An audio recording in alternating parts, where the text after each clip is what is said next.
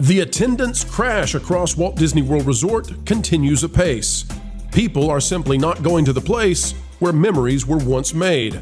We have the data, we have the evidence. Today we're going to show you why Disney seems more and more empty with each passing month. Could it reverse in November? Will it be busy these holidays? Well, one thing's for certain, October was an October surprise that Disney does not want ever again in their eyes.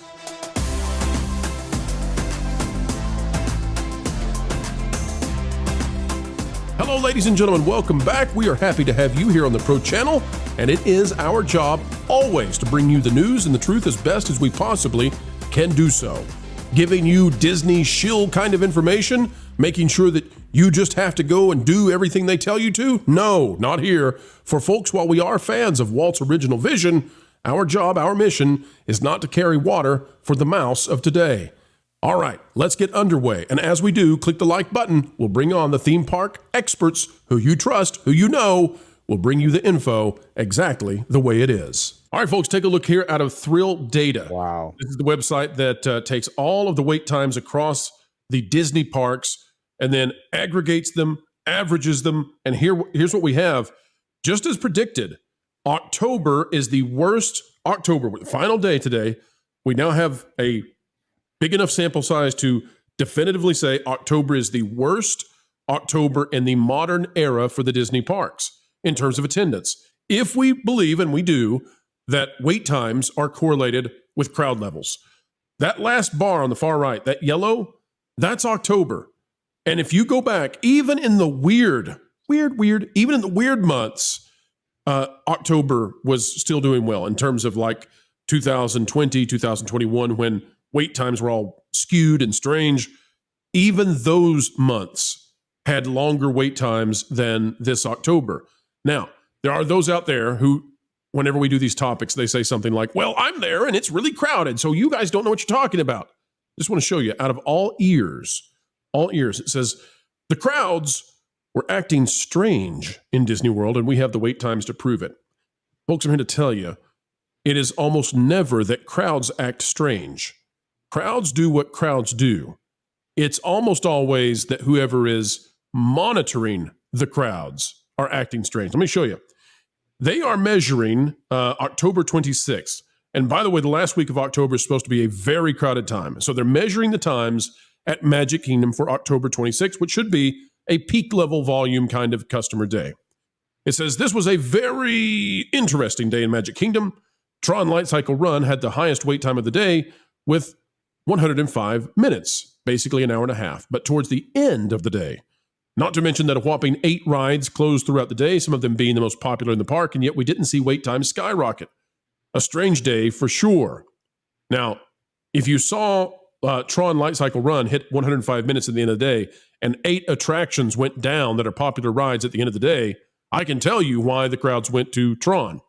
But take a look at this. At 9 a.m., you can see almost everything is 10 minutes, 30 minutes, something like that. Seven Dwarfs Mine Train, 35 minutes. We get down to 10, we get down to 11. Let's get down to noon when we should be peaking. Winnie the Pooh, 10 minutes. That's not peaking. Dumbo, 25 minutes. Haunted Mansion, 25 minutes. Buzz, 30 minutes. Big Thunder, 40. Pirates, 40. You get the idea. The only rides that went over an hour mark at what is supposed to be a very crowded time of year, Seven Dwarfs Mine Train and Tron at just over 1 hour. The last week of October, and by the way, I'm not hoping that you'll have to wait in line for a very long time for these rides, but again, these are standby wait times, which are inflated now because Lightning Lane is where it's at. So if you're an impoverished plebe in the standby line, you're really doing some standing because you're not walking, because that line doesn't move anymore, because, well, you're broke. You only spent $200 to get in the park. You don't deserve better. Guys, I'm here to tell you, Disney is in deep, deep trouble if this is where we are before the opening of Epic Universe. Take a look at that chart. There's no other way to see it. We do have, Culture, I'll come to you first, but we do have a park expert backstage, and we'd like to bring him on.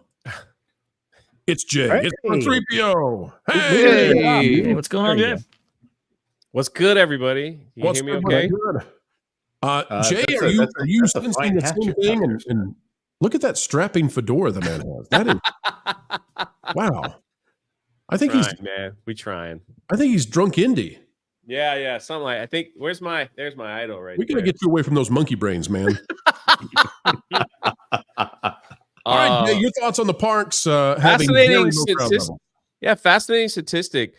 I always tell people if you visit Disney for once a year, you can literally say, "Oh man, it looks crowded." But when you go like every week, you can definitely tell there's a major difference in lines and things like that.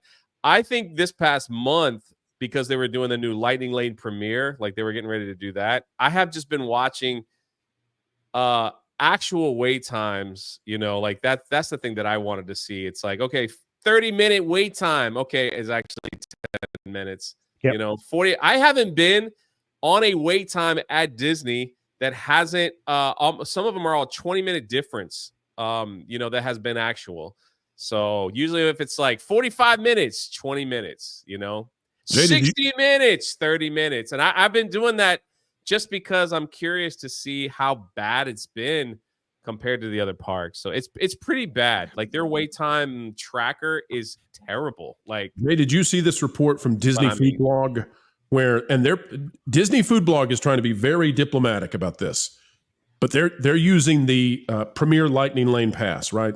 The one that costs $300. And so they're trying to figure out, is it worth it? And they're getting lots of clicks on it.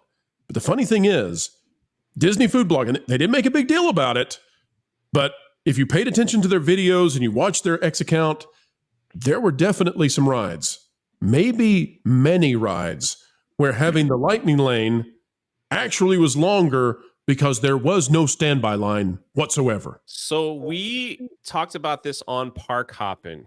I only got the Lightning Lane twice. It was just for video content, because when you live so close, there's no need to get it unless you're doing a report on it, in my opinion. No, I totally agree. The twice that I have done that has been true for it's been true for the Diamond Train. Oh, forgive me if I get these wrong.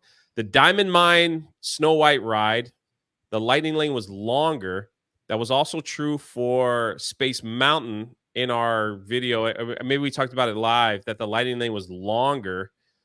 The only real reason to purchase a Lightning Lane is to get on rides that you can't get on normally, such as Tiana's Bayou Adventure, Rise of the Resistance. That is like Guardians of the Galaxy. That is like the only reason to actually buy the Lightning Lane, not to skip lines or go any faster. It's like, forget it. If you pick Peter Pan, the Peter Pan ride that's always got like 2-hour wait. If the Peter Pan ride is at 65 minutes or less, it is a very, very slow day at the Magic Kingdom. I always pick Muppet Vision. I think it's a great investment.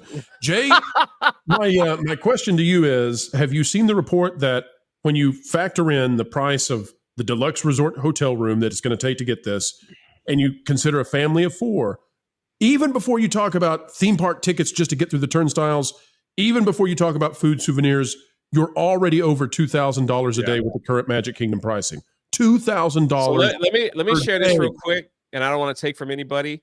I've never been to Disneyland California, so I was like, okay, what would it cost for me? I want to stay inside. What is it? The California, the Grand Californian. So I was like, all right.